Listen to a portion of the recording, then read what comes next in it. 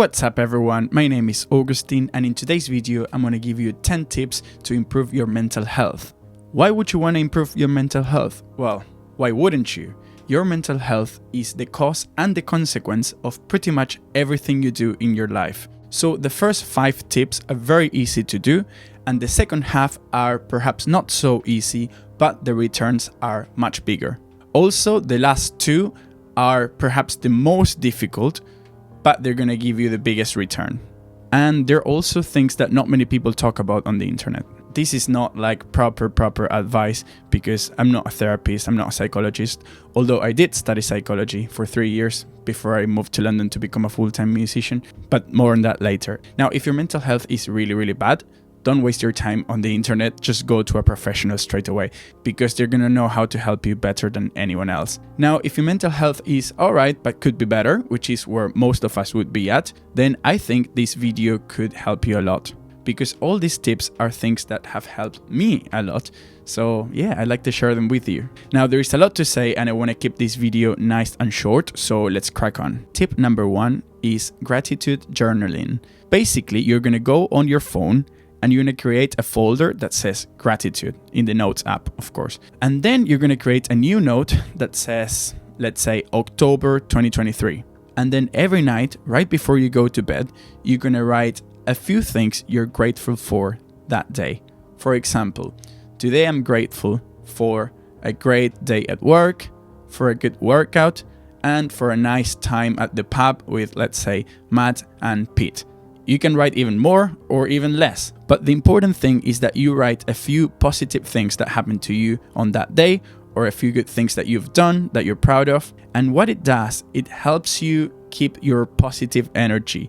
So every time before you go to bed, your last thoughts of that day are going to be positive things. And you're going to realize all the good things you've done that day. Even if it's a very average day, you still write it down. I'm grateful for a good day at work or an all right day at work or whatever, or a good day doing nothing. And if there is nothing that you're grateful for, maybe think about it more carefully because there should be something. Some people say you should do that on a piece of paper rather than on your phone, but I don't think that makes any difference. And also I hate my own handwriting. And if I write things on my phone, they're also on my laptop because they're connected and I'm sure I'm never going to lose it. And also, let's say 20 years from now, I want to know what I did on the 1st of October 2023. I can always check that. Anyways, I've been doing this for over a year now and it's helped me so much. Okay, tip number 2, go for walks. Going for a walk, just for the sake of going for a walk, is so good for your mental health. You're going to have fresh air, you're going to exercise, and you're going to have vitamin D as well. You're going to be outside in contact with nature and the sun. If you can go to a park, that's even better. So during lockdown, I was living very close to Regent's Park, which is one of the most beautiful parks in London. And I would go for a walk every single day. And I think that's one of the things that got me through lockdown. You can use that time to think, to relax, or to just listen to music or podcast or audiobooks. That's completely up to you. But going for a walk will always help you. The next tip is take pride in your appearance. So this is mostly for men because I think most girls already do that. But there's a lot of men who don't. And it's actually a lot easier than it seems. So first of all, you should shower every day, obviously. That goes without saying, but some people don't even do that. And brush your teeth as well. You don't want smelly breath. Make sure you don't wear scruffy clothes and have haircuts regularly. That's it. Also fix your posture because even right now, I'm sure you're not seated properly. That one is very easy to fix, but also it's very important because if you look like shit, you're gonna feel like shit. Okay, tip number 4 is spend more time with people or spend more time by yourself. And I say it like that because some people gravitate towards spending time by themselves and some other people gravitate towards spending a lot of time with friends. Both are good, but they have to be balanced because if you're by yourself all of the time, then you're gonna miss that social factor that makes us feel so good because we're social creatures. But also, if you're with friends all the time, you're never going to spend time alone, and you're never going to have time to think about your stuff and just enjoy being by yourself, which is also very important. I know people who are only happy if they're with other people, and I don't think that's good, because eventually in life you're always going to be by yourself, so you need to know how to be by yourself. Personally, I gravitate towards spending time by myself because I really like it, and I tend not to socialize as much as I should, but I kind of force myself to do it. And when I do it, I really enjoy it. First of all, you should think if you're that kind of person that gravitates towards spending time by themselves, or if you're the other type, and then just try and do a little bit of the opposite as well. Okay, so tip 5 is exercise. This will be very easy and come naturally for once, but for others, it'll be an absolute nightmare. That's why I made it number 5, because it's right at the edge of the very easy tips and the not so easy tips. You can do any form of exercise you like. Personally, I recommend weightlifting. I've only started like a year ago, and my body changed so much because I used to be really skinny. Now I think I still am, but I'm working towards something. And yeah, it's so good because your body's gonna change, you're gonna feel better, you're gonna look better, and you're gonna feel like you're working on something, and that something is you.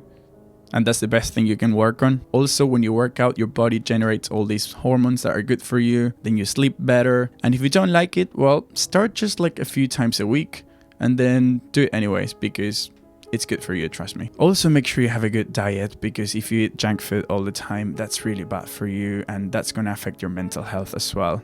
So try not to drink that much, try not to have that much sugar and things like that. Okay, tip number 6 is improve your finances. The most important thing is that you have an emergency fund. An emergency fund is some money that you keep on the side for emergency expenses. I read that 60% of Americans can't afford an unexpected $1,000 expense. And that's crazy because it's literally the richest country in the world. And yet, more than half of their people can't afford an unexpected $1,000 expense. The same is probably true in the UK and everywhere around the world, really. And that shouldn't be the case, because you're always going to have unexpected expenses. So when you have an emergency fund, you feel so much more free. You feel liberated, because whatever happens, you can deal with it. I would recommend having between 2 and 6 months of living expenses in a savings account. Also, you don't want to have any consumer debt on your credit card. If you have that, make sure you pay it off. Once you have these 2 steps covered, then you can start investing, which is the fun stuff. You can do the stock market like the S&P 500 or some like low-cost index fund. And that's a good way to save money and also get in some return. But the most important thing is that you have an emergency fund, because most people don't. And I can't tell you how much that will improve your mental health when you have one. Okay, so tip number 7 is therapy. This is not for everyone, but if your mental health is bad, you definitely need a professional, because they will be able to help you. And it's nothing like talking to a friend about your problems. It's so much better than that. Not only because they have more tools, because that's what they study, but also because of the space that it's generated when you have a therapy session. It's a space that is private, it's safe, it's a person you can trust. It's not someone you know, so they're not going to think less of you if you tell them all your problems, your secrets, your weird stuff. And they're going to guide you into realizing by yourself what are your problems and what you should do. Because let's say you're talking to a friend and they know exactly what you should do. And let's say it is what you should do or what your problem is. If they tell you so, you're not going to know what to do with that information, because it has to come from yourself. And that's exactly what a therapist does. So it's very important, but only if your mental health is bad. And it's on the side of the not so easy tips, because therapy, unfortunately, is very, very expensive. But if you feel like your mental health is not very good at the minute, I would definitely recommend it. And if you have the money and you feel like you want to try it, even though your mental health is not bad, I would still recommend it, because you get to know yourself. Okay, so tip number 8 is travel more. Not everyone likes traveling, but I would say most people enjoy traveling. And when you travel, you get to know yourself, especially if you solo travel, which is, in my opinion, the best way, because you don't need to put up with anyone else. You do whatever you want to do. And you get to meet locals and other travelers more easily than when you travel with friends. Anyways, when you travel, it's like you enjoy every second of it, or at least you feel like you have to, so you force yourself to do it. Every minute counts, because you're paying to be there. So you're not going to go traveling and just stay the whole day in bed watching Netflix. No, you're going to go out, even if the weather is bad, even if the conditions aren't great, you're still going to go out and enjoy and make something of your day. And you get to experience new cultures, and that always puts things in perspective. For example, very recently I went to Egypt, and it was such a massive cultural shock, and I feel like it's taught me a lot. But there's not too much I can say about that. It's something you get to try for yourself if you've never traveled. Chances are you've traveled before, and if you like it, well, do more of that. Do more of the things you like. It's on the side of the not so easy tips, because then again, traveling is not a cheap thing. However, you can do it for cheaper than you think. Stay in hostels, for example. You can go on hostelworld.com, and that's also a great way to meet people. There are a lot of low-cost airlines, for example, like Ryanair. Go on Skyscanner, and that's always going to help you find the cheapest flight. So yeah, there are a lot of ways to make travel more affordable. And I think, especially as a young person, that's what you should be doing. Now, as I said, the last 2 tips are the hardest to do, but also they're going to bring you the biggest returns. Number 9 is make sure you love the place where you live. So I grew up in Argentina, and when I was 21, I decided I wanted to quit my job, leave my girlfriend, and stop studying psychology because I wanted to move to London and become a full-time musician. I didn't have much money, but I packed my bags and my guitar and I moved to London, which is very, very far from Argentina. And I never felt better in my life. I was so happy. The freedom that I experienced that year was incomparable. It's so important to live in the place where you want to live, because that way, even if you're not doing anything, you already feel like you're doing something. I would be like, yeah, that was a pretty average day, but I'm in London. Now, that could mean moving out of your hometown or your home country, or maybe just staying in your own city, but moving out of your parents' home if you still live there. Don't live at home past a certain age, because you're gonna regret it. It's boring, you don't feel like you have your freedom, and even if you have a good relationship with your parents, still, it's good to have your own space. My relationship with my parents improved so much when I moved out. And if you stay at home, you're never gonna feel like you actually grew up. So I would recommend you move out of your parents' home if you still live there at 20 something. I moved out when I was 21, and I think it was the best thing I ever did. I know it's a very hostile economy right now, and it will probably get worse, but still, I think it's worth the effort. And tip number 10 is kind of similar, but it's make sure you love what you do for work. You spend most of your waking hours working. At least most people do. So if you hate it, well, you're gonna hate your life, and your mental health is not gonna be good.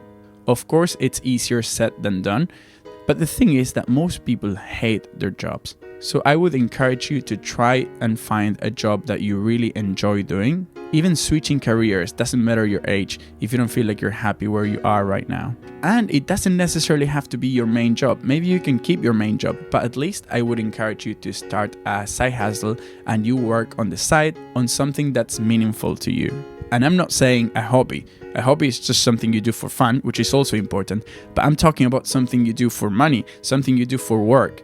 Even if right now it's not bringing you much money, you should still try, like try your own business, try a YouTube channel, try and find a second job in a place that maybe doesn't pay so well, but you still like it, so you do a few hours there and you can learn from other people. It's so important because you're going to feel so much better about yourself when you put your time and energy on something that's meaningful to you. That last tip helped me the most because when I was still living in Argentina, I was working at my dad's business. Then I also worked in a bookshop for a while, and I never felt like I was happy doing those jobs. It was only when I moved to London that I became a full-time musician, and first I started playing in the streets, and that was my full-time job for 5 years, and now I play music on cruise ships. That's why we're on a ship right now, and I'm so grateful to be able to do what I do for a living. You don't even have to be the best at what you do, you just have to keep trying because I'm sure you're gonna make it. Okay, I hope these 10 tips were helpful.